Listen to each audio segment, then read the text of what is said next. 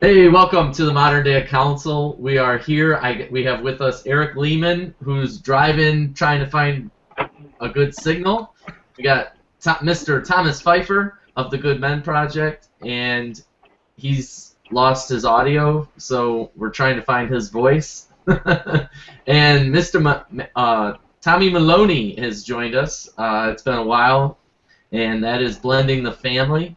And then me, Chris Eischen from chriseischen.com. um, this is the Modern Day Council, where we get together and talk about different issues that us modern dads face. And today we're talking about community, what it means to be a community, why is community important, and as dads, we've kind of come together and formed our own community of modern dads, right? To discuss the different issues that we come across.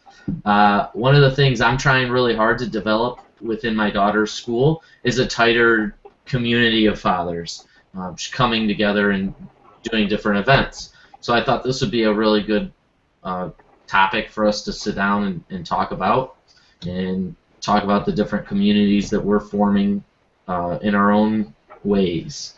So, is anybody want to kind of start us off and share specifics on what they're doing and some of the ways that they're forming communities, or that you're forming a community? Yeah, that's it. That's the question. Well, yeah. I mean, I'd love to dive in because I feel like this is the next, phase or opportunity within the Game Changer movement. And I mean, it's sort of taken 2 years to really come back to that word community and basically saying that we exist to create a community of at least 1 million youth who are ready and willing to change their game and work with us to create a new gaming platform so that the other 40 million Hey, Eric. have reason, and I'm spending up.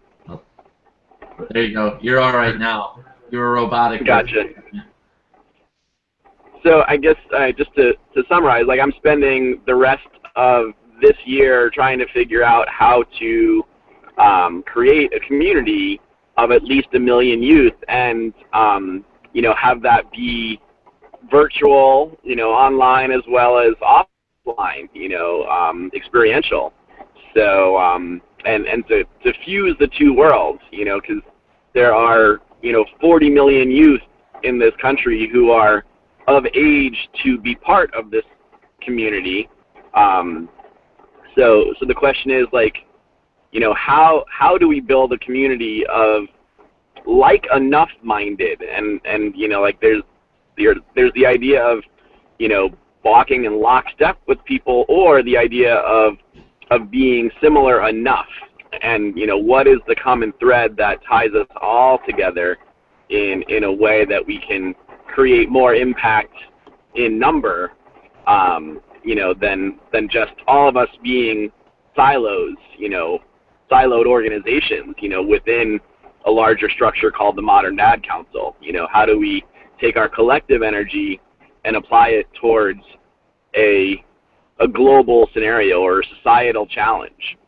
So I'm excited about this topic in a very deep and central way in how the Game Changer movement works, and also how do I stay a good and grounded dad while building this kind of community?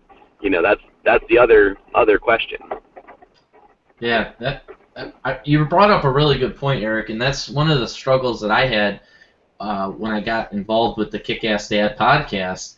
Is I was very engaged in the podcast community, right? The people listening to the show and interacting with us on Facebook and through social media channels, but I wasn't at all involved in the community local, at my daughter's school and things like that, because I was working night shift, and I felt it difficult to kind of branch into the actual community around me, and even though I was heavily active in a online community.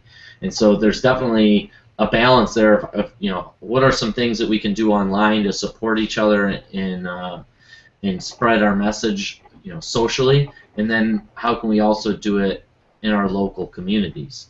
So Eric, is there anything specific that you're doing in your local community to expand the Game Changer movement, and like how does that look, or how does that differ from what you do socially online maybe? Well, I feel like that's a great question, because I feel like the first year of the Game Changer movement was sort of proof of concept at the local community level. We produced, a lot of pieces of art made out of repurposed violent video games that were, gathered from within the community as well as outside of the community. But we had a monthly gathering place where it was just known that, you show up at this community center to the second Saturday of the month, and we're going to create art together. So now it's time to take that year of sort of proof of concept, or just, understanding the vision, and then grow a local team as well as a sort of an away team or a model that people can sort of cut and paste into their communities.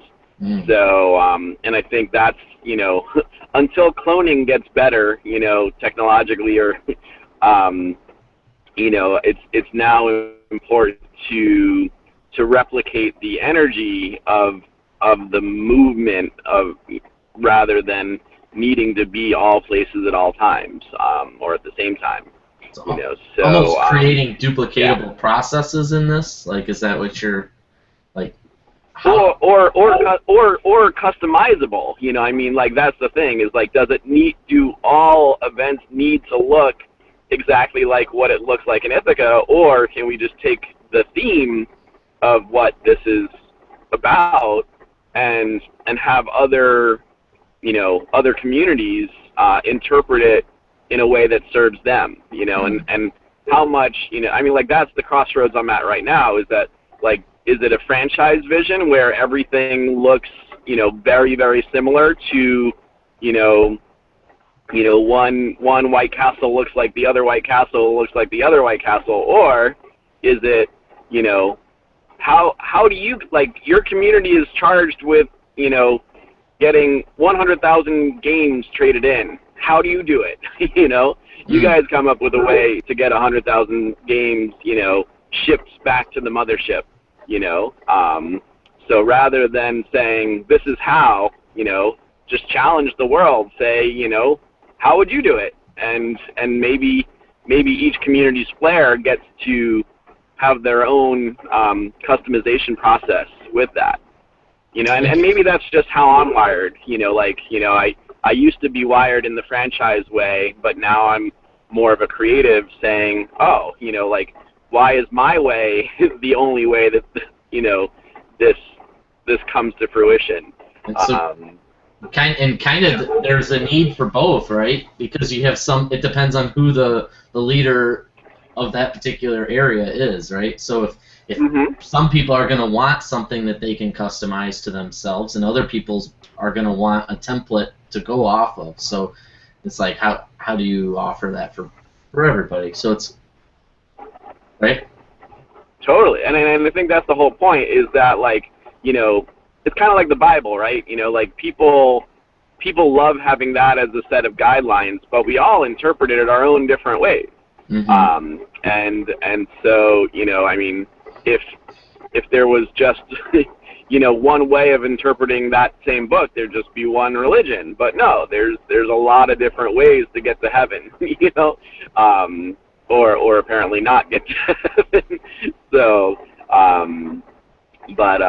but anyway, so I just feel like good leadership shows a strong way, So I feel like my responsibility to the universe is putting a proof of concept way out there, and then letting go of it and allowing the universe to respond in kind and you know, echo the energy and revise it all along the way. So, and I mean, anyone else can weigh in. I mean, like there's a multitude of ways to get to 1 million. You know? So I mean, even in terms of fundraising, you know, when I first went out fundraising, I started asking a lot of people for a $10 bill.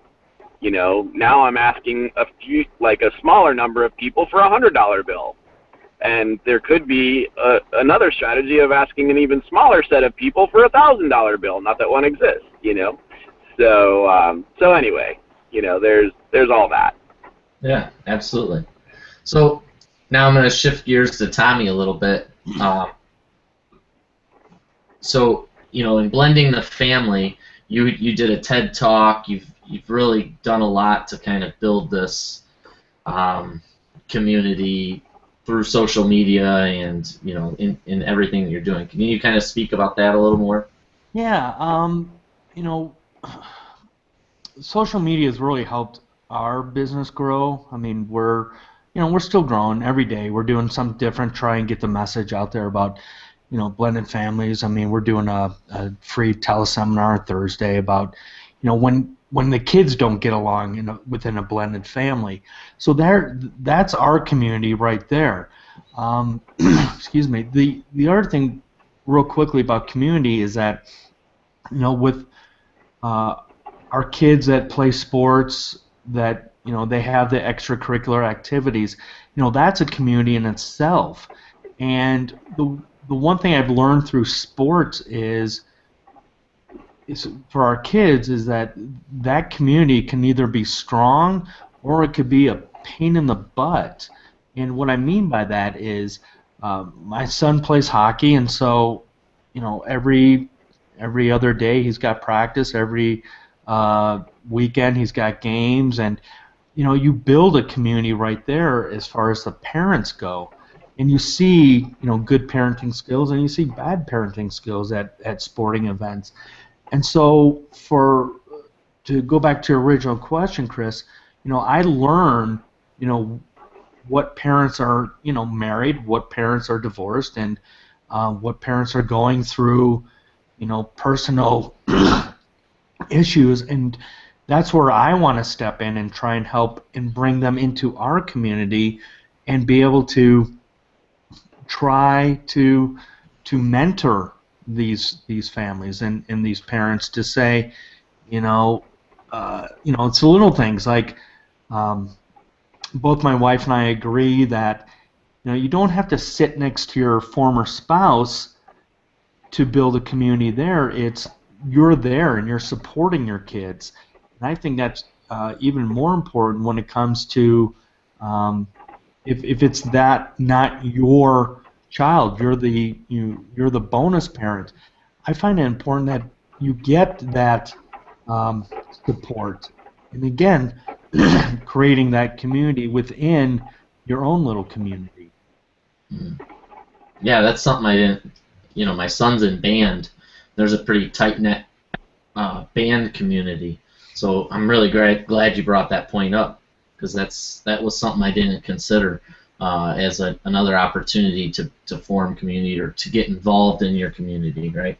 Well, and to give, you know, Mr. Thomas Pfeiffer, you know, a lot of credit too, is that I'm so blessed with the Good Men Project, because he brought me into another community, and because of that, I've been able to reach out to others who want, you know, to learn about our community. And so I wish Tom's microphone was working, because I know he'd have something profound here to talk about community, especially with his work. And, you know, you don't realize, you know, you post something within, for example, the Good Men Project, and you'll be surprised of receiving, again, through social media, receiving, you know, responses back. So, I mean, that's a very wonderful community that I am so blessed and honored to be a part of. Mm-hmm.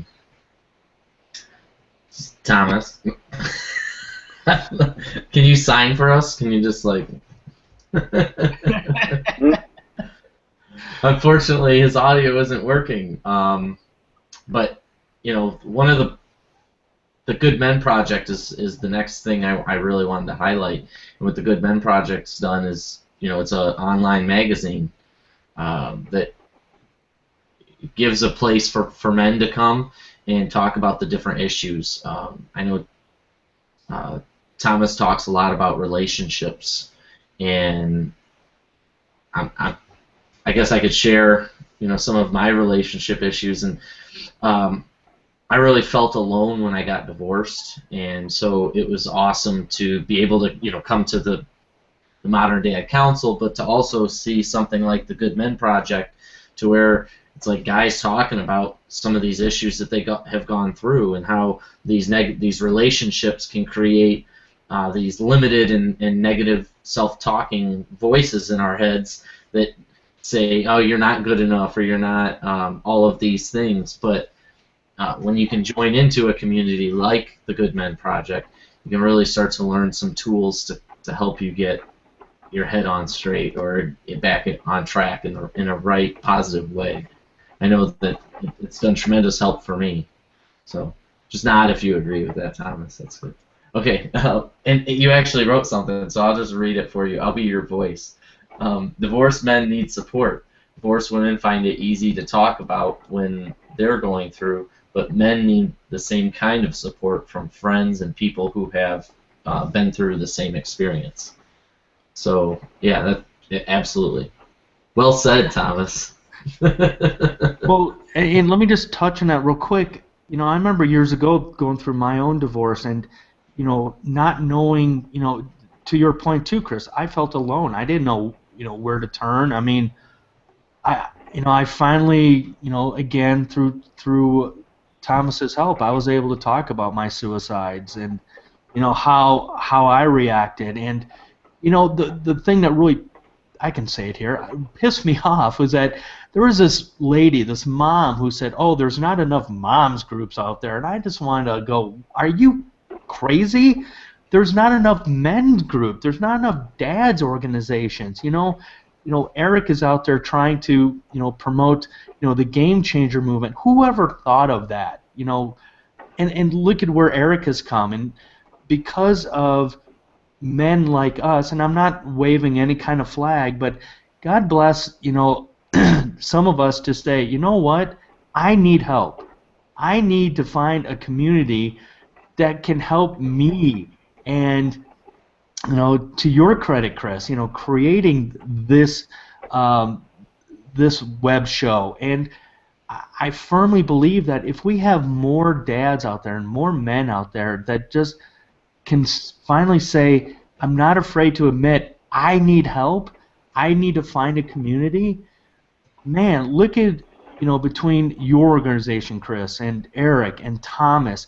I mean, there are guys out there that are struggling. I mean, we see it on social media. There was a posting today about a dad who unfortunately committed suicide. And if we just can reach out to more and more communities out there and say, we are here to support you. We are here to help you. Again, quite possibly we have, with even when we have Jay here, I mean, we have 4 or 5, depending on who else is part of the show, 6 powerful communities that we can bring other men and dads to. Again, the bottom line is getting the word out there, getting the message out there that we have a community that wants to serve you. Yeah. And I think just on top of that is how do we also humble ourselves to go out and take part in the larger communities that can take our, in essence, drop in the ocean and add it to a larger conversation. Because I think that's where I'm humbling myself in the Game Changer movement, rather than, beating the, just going out there as Eric, now I'm trying to take sort of a more macro approach and say, wow, who do I know who has, 20, 30, 40,000, 100,000 followers, and how do I, connect this idea with those groups that are already moving in a similar direction. And that's what I was talking about, you know, like-minded versus somewhat like-minded, you know, groups, is that, like, how do we find enough likeness, enough similarity to say, okay, you know, you can be a guest blogger on, you know, in my world, and we can create that cross-pollination, you know, and combine and coalesce communities rather than needing to reinvent the wheel ourselves.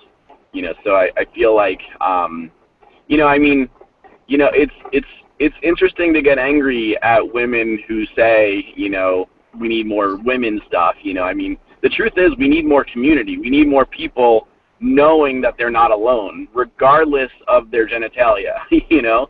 And I mean, I understand that the experience of, you know, being a woman going through divorce is way different than being a man going through divorce. You know, even what it means to be a father is way different than what it means to be a mother, you know? And, you know, aside from not being able to carry a baby for the first 9 months of its life, you know, and so, you know, that being said, you know, we can spend our time focusing on the differences, or we can spend our time focusing on, oh yeah, there just needs to be more community in general, regardless of who comprises the community. So I'm just in firm agreement that, you know, in this instance, bigger is better, and the fewer people who feel alone in this world, the fewer suicides there are going to be, you know. And I mean, I think that's where the rubber meets the road is, you know, I believe that suicide happens a lot when people feel alone, you know, and they feel like there's, you know, no one who's going to care if they're gone. And so, like, you know, I'm personally being that friend to other friends who are going through really tough times right now, and I look them in the eye and I say, if you're having suicidal thoughts, know that I don't want you to do this, you know, and I'm being that friend right now. And I feel like that's what a role of community can be, is to be that friend that lets people know that they matter and that the world would be a different place without them, you know, and we don't want, you know, anyone to leave this planet too soon. So, well, I don't know. I mean, yeah. No, I think you make a good point, because I think that's where the anti-bullying messages kind of miss. It's like, yeah, don't be a bully, but let's take it a step further and share what to be or how to be, right? And so I feel right where you're coming from with that, Eric.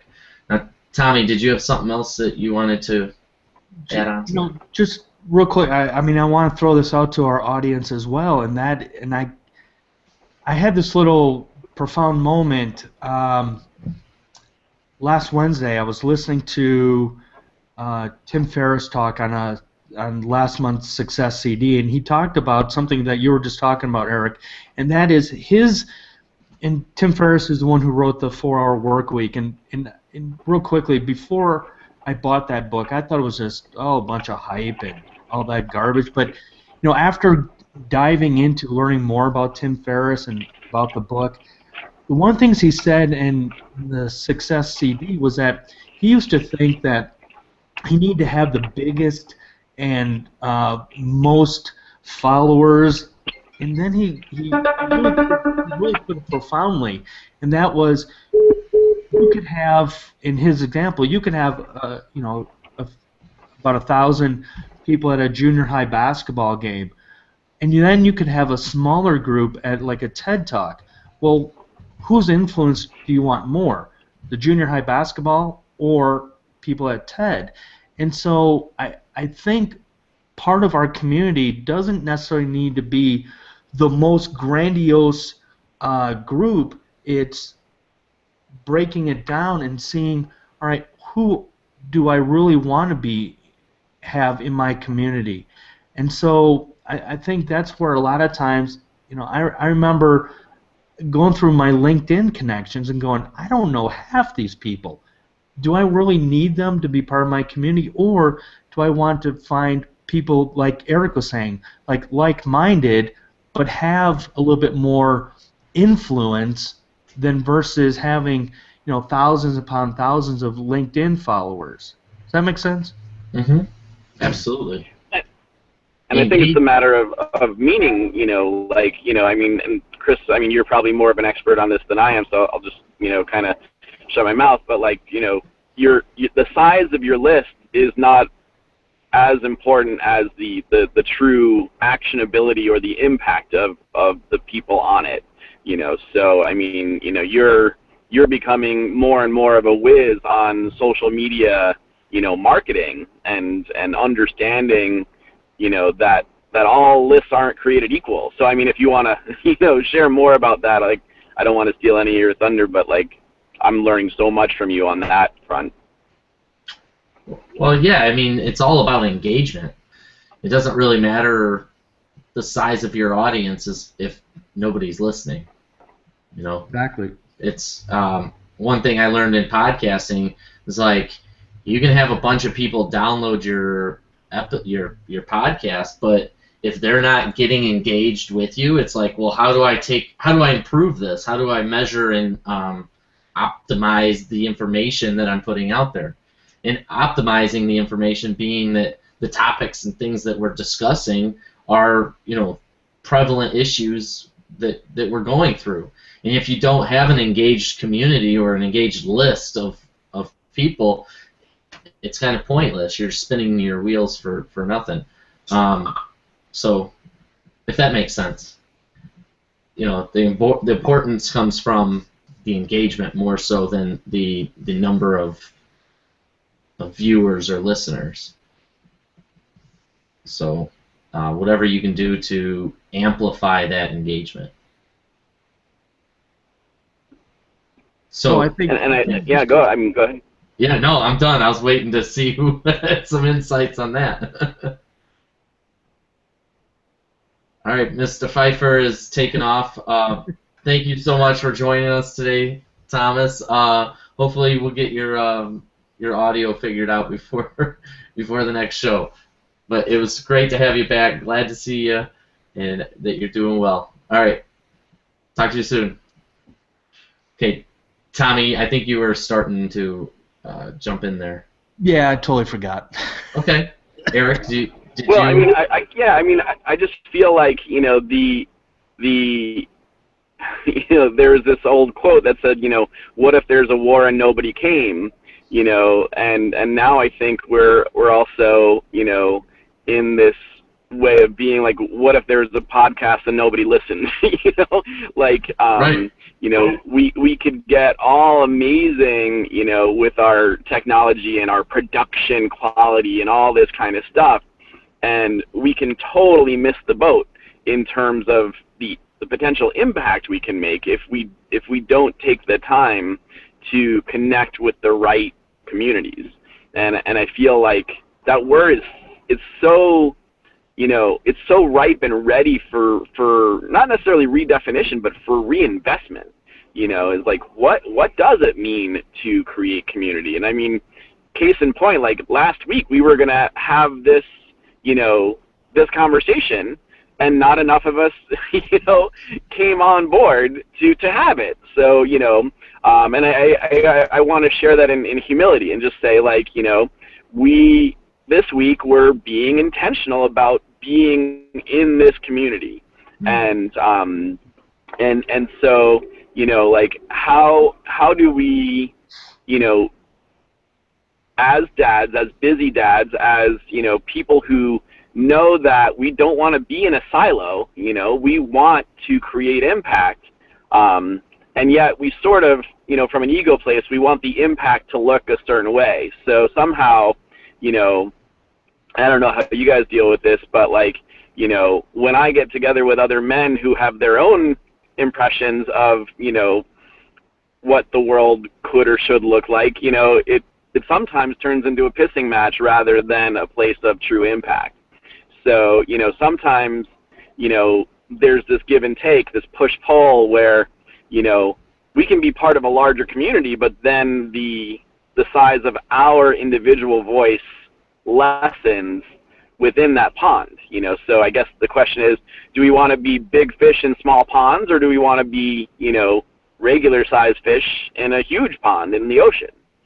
So those are very interesting questions to throw out. Yeah, and that kind of brings back full circle what I was getting to at the beginning of the show, is that, you know, at first I was working in this community online, and it was like, this is great, but how am I interacting with, you know, the community around me? And so having that balance, or maybe not necessarily even a balance, but for me it was like, I need to start doing some things local, and it started off as, you know, volunteering once a week in my daughter's classroom. And what that's done for me, at least, is it's created opportunities for me to get engaged with the staff at the school, especially the principal, who has been on the show, Alex Chapman. If you remember him, he came on and talked about what Common Core true definition was. And that was interesting, right? I never would have had that interaction with my children's principal, that, you know, that level of interaction, if it wasn't for what I was doing online, right, and being as involved in the community online, because it brought up a good number of questions that we were all coming across, and some common misconceptions that we were all running across. And it's like, well, let's get an expert on here and actually, like, drill him.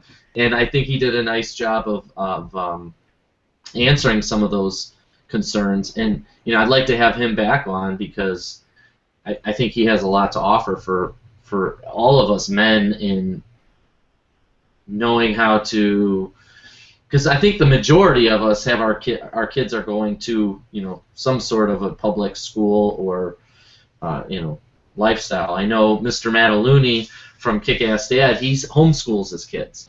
So I think there's a different conversation to be had in regards to that too. But it's not until you're engaged in some sort of community that you can really dive into what that looks like for you, and how to expand the ways in which you get involved.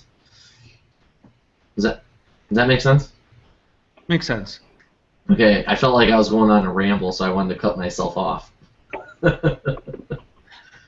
Well, and I think some of it is like, you know, this idea of community. It's ages old, and it's brand new, and it's modern. You know, because like, you know, even if we look at, you know, housing decisions, you know, like, many of us choose to live in a unit of the immediate nuclear family, or the blended nuclear family, or the blueclear family. I don't know what the right new word is. Maybe that's your next term, you know, Tommy, just the blueclear family. So I'll give that one to you. But what? I'll put it on a T-shirt for you, Eric. How's that? Thank you. So I guess what I'm saying is that, like, you know, it's just interesting to see how, you know, I mean, I'm now choosing to live in community with, you know, other dads, and so, you know, like, I get to see, you know, how different dads operate, and, you know, how different dads look at, you know, video games and violent video games, and so I sort of even have, like, you know, a laboratory, you know, in my, you know, my home environment, and, you know, other people would, you know, they want they want more control over the inputs that show up in, you know, in their kids' lives or their families' lives. So living in community, you know, isn't ideal for them.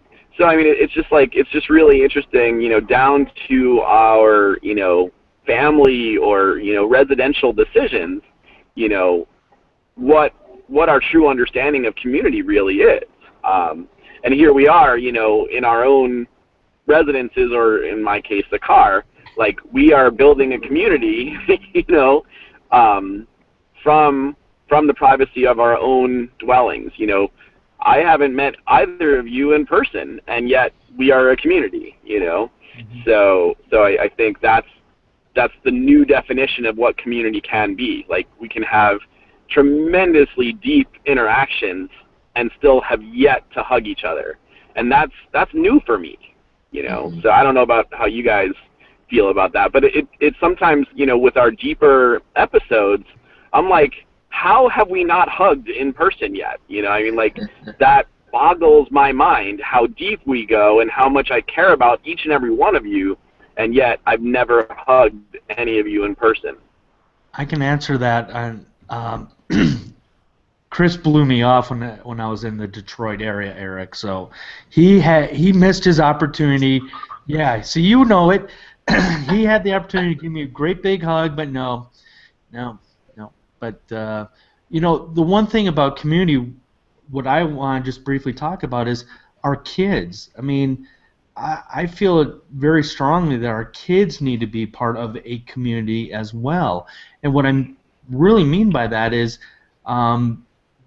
you know, becoming model citizens. You know, one of my daughters, you know, God bless her, she is so involved in our local church, not just she teaches Sunday school, but she's also part of the technical crew, and I love that fact that she wants to be part of her own little community. And I think, as something Eric was talking about, as dads, aka leaders, we need to follow, you know, or we need to make sure that we're leading by example as well.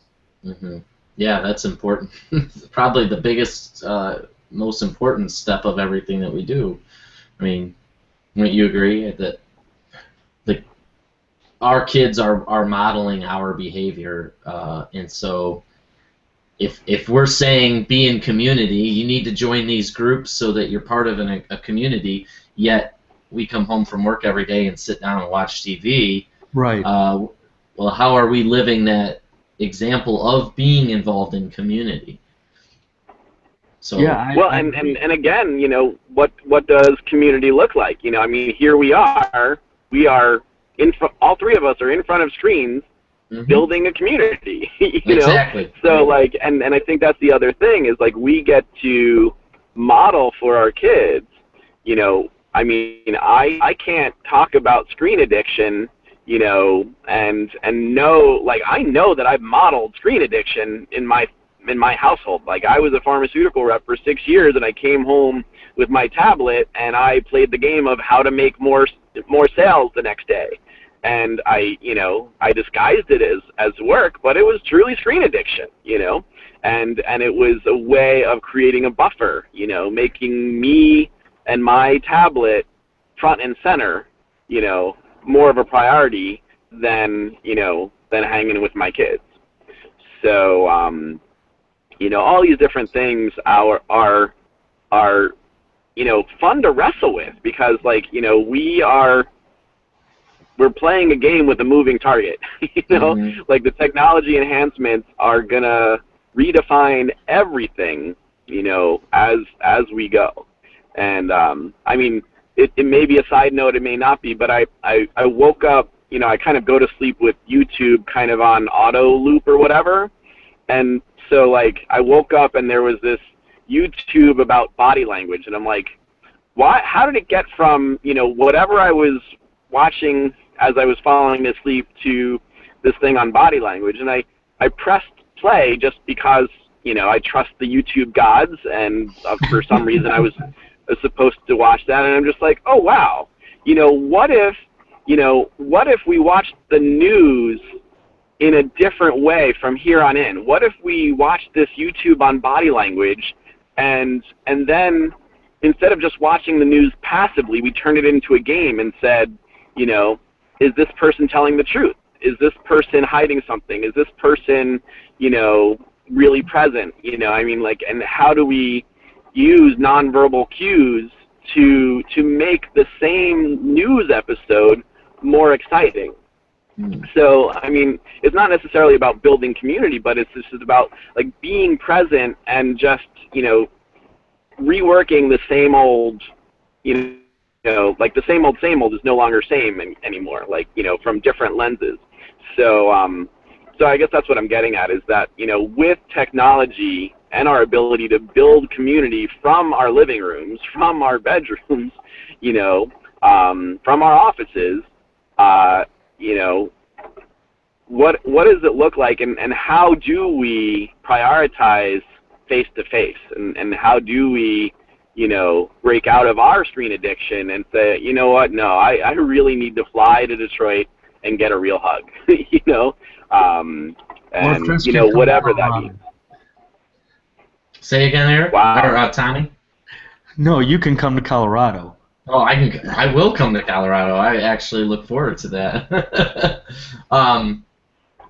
But no, I think you guys both bring up a good point about, yeah, we have this great community online, but there is something to be said about, like sitting down with and breaking bread with somebody. Mm-hmm. That, it is.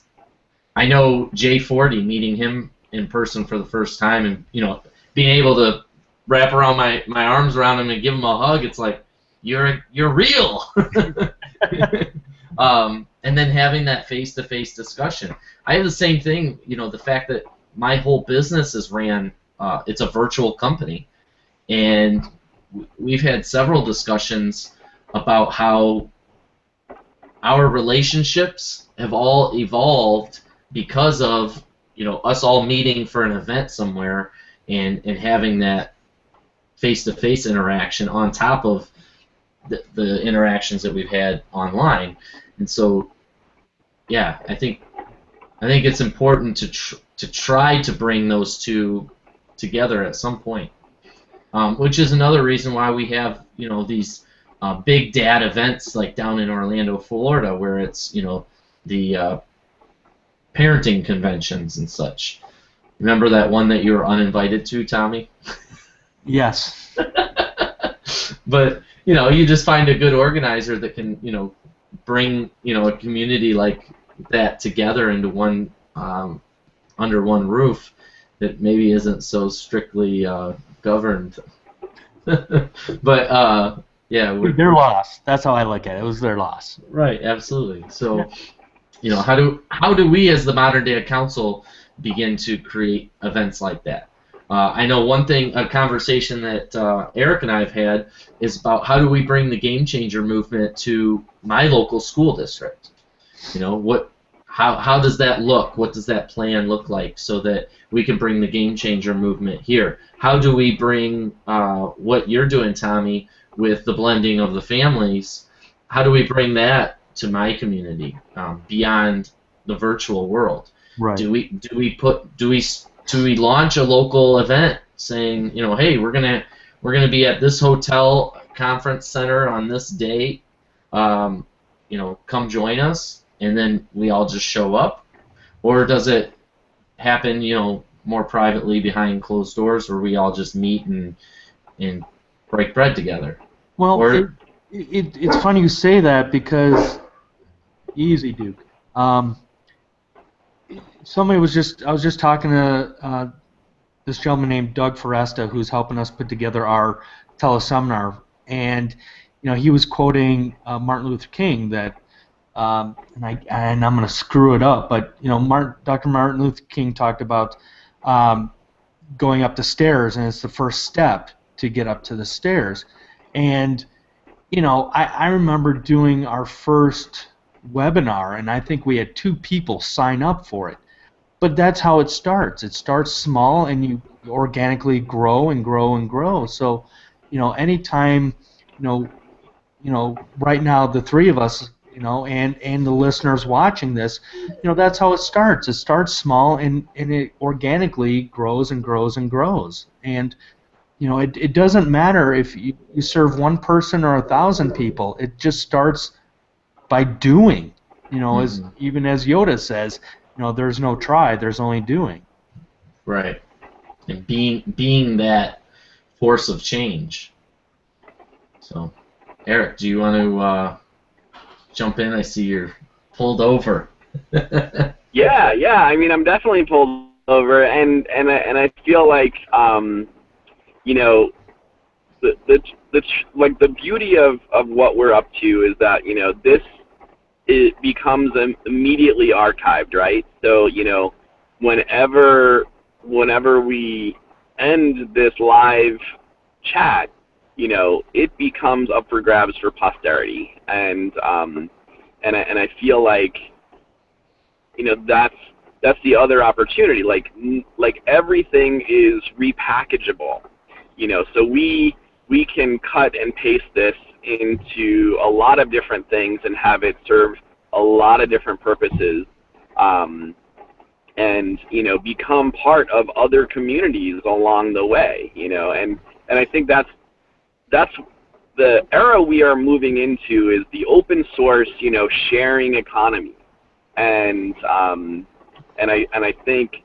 that's I can't wait until a world without this understanding of money exists, because then we'll just pop out of bed every morning, like living out our true purpose and our values, like community, like making sure we get those real hugs, will be in a different, I don't know, prioritization, because right now I think many of us are governed, our choices are governed by, will this create, the bread for us to break together, and I think that's, that's kind of in the back of a lot of people's minds when they, determine what position community has in, in their, just daily values.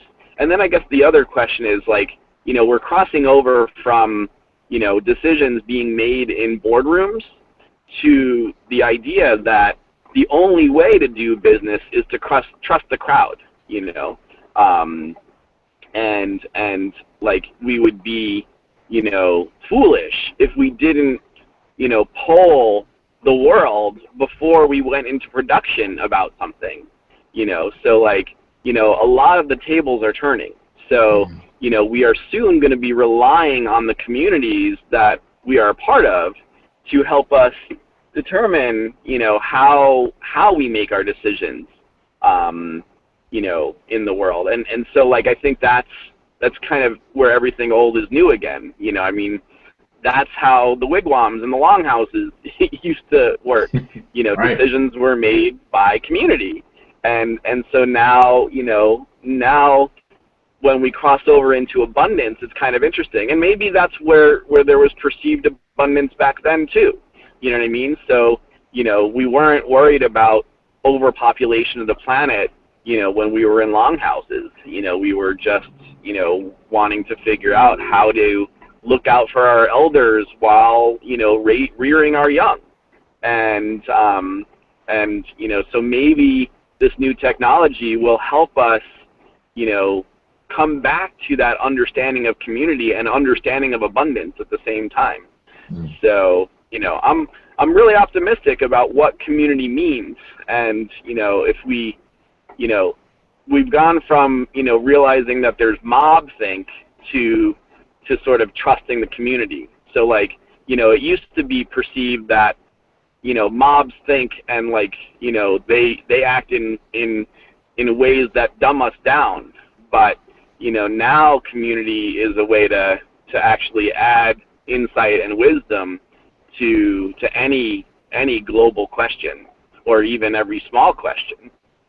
So I'm just, I have no idea what it all looks like, except for the fact that I feel as though I'm part of what's shaping that, and, integrating all the technologies that can come together and redefine community, or have community look like an interwoven longhouse.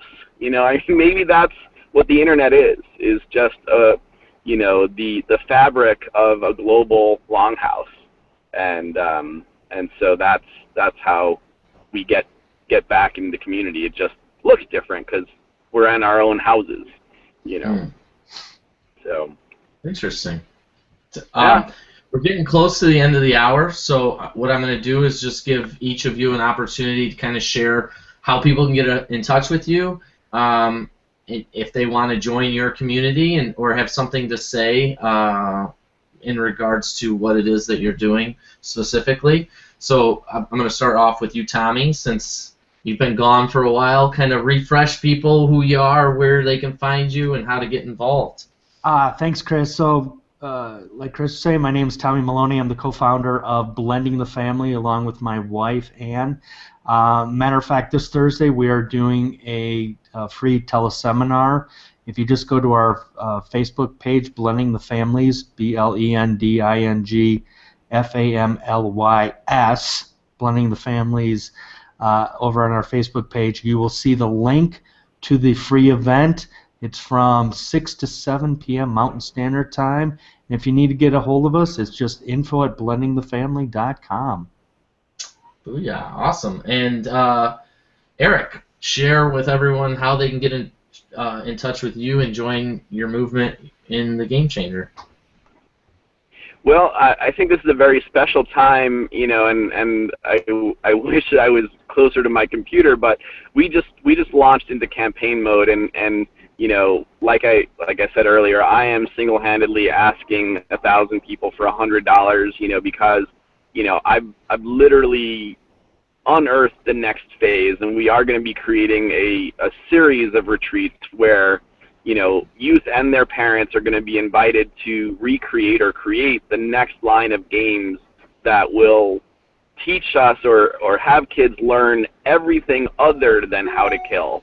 And so, you know, I'm really excited about that, and the way to take part in that campaign or give feedback is, I guess it's the link is bit.ly/GameChangerRetreats with an S at the end. And you know, donations of any amount are amazing, and you know, we're hoping to start the new year with at least $100,000 raised through this campaign. But literally, you know, I just learned that, you know, we can go live and create a reservation for our first retreat of this form, you know, for, you know, once we've fundraised $7,500. So, you know, we are at go, no go, you know, once we hit the threshold of $7,500, and probably $10,000 just to make sure that we've got enough gas money to get there. So, but basically, you know, that's the exciting part. You know, I can be reached personally at Eric, ERIK, at dream-catalyst, TATALYST.org, and I look forward to working with every single one of you.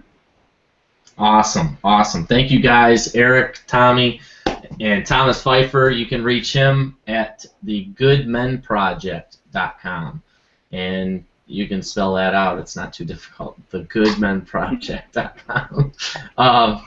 And I'm Chris Eischen. You can reach me at chriseischen.com. So everybody, thank you so much for joining the Modern Dad Council today, talking about community and, you know, what that really means, and how you can get involved in different types of community, whether it be social media communities, you know, YouTube communities, anything online, or in your local area. So I look forward to, you know, someday having a big event to where we invite all of you to come and meet us and shake hands and break bread and do all those great things. So And hug. Yeah, and definitely hug it out. I love it. Oh, yeah. So thank you guys, and I look forward to meeting with you guys next week. So have a good weekend. And you'll be here next week too, Tommy? Awesome, you too. I will be here. Awesome. Love it. Yeah, that's great to hear. Yes, I love it, love it, love it. So awesome, and we'll speak to you guys later. All right. Take care. Bye. Bye. Oh, I just stopped.